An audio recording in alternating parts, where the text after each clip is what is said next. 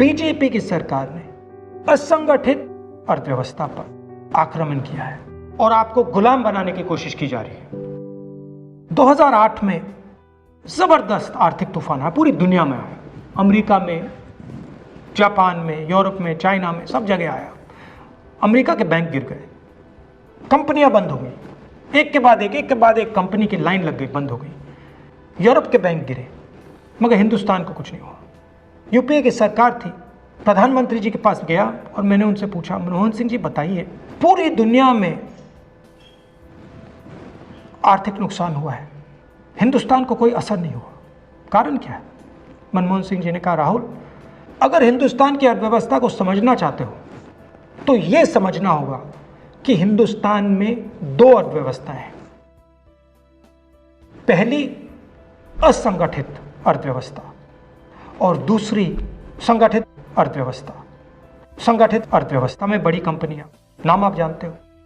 असंगठित अर्थव्यवस्था में किसान, मजदूर, छोटे दुकानदार, मिडिल साइज कंपनीज। जिस दिन तक हिंदुस्तान का असंगठित सिस्टम मजबूत है, उस दिन तक हिंदुस्तान को कोई भी आर्थिक तूफान छू नहीं सकता। अब आज के दिन आते हैं। पिछले 6 साल से बीजेपी की सरकार ने असंगठित अर्थव्यवस्था पर आक्रमण किया है। 3 बड़े उदाहरण तो मैं आपको अभी दे देता हूं। नोटबंदी, गलत जीएसटी और लॉकडाउन। आप यह मत सोचिए कि लॉकडाउन के पीछे सोच नहीं थी। यह मत सोचिए कि गलती से आखिरी मिनट पे लॉकडाउन कर दिया गया है। इन तीनों का लक्ष्य हमारे इनफॉर्मल सेक्टर को खत्म करने का है।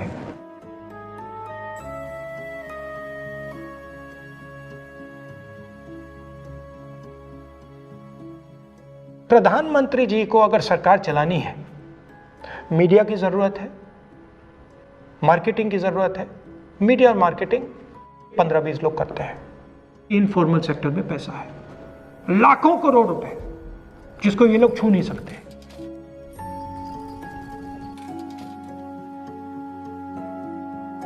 इसको ये लोग तोड़ना चाहते हैं, पैसा लेना चाहते हैं। इसका नतीजा आएगा।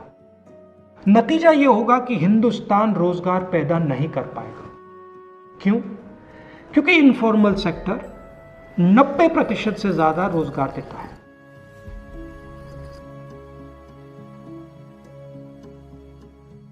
जिस दिन इनफॉर्मल सेक्टर खत्म हो गया, नष्ट हो गया, उस दिन हिंदुस्तान रोजगार पैदा नहीं कर पाएगा। आप ही इस देश को चलाते हो, आप ही इस देश को आगे ले जाते हो, और आपके खिलाफ साजिश हो रही है। आपको ठगा जा रहा है और आपको गुलाम बनाने की कोशिश की जा रही है। हमें इस आक्रमण को पहचानना पड़ेगा और पूरे देश को मिलकर इसके खिलाफ लड़ना पड़ेगा।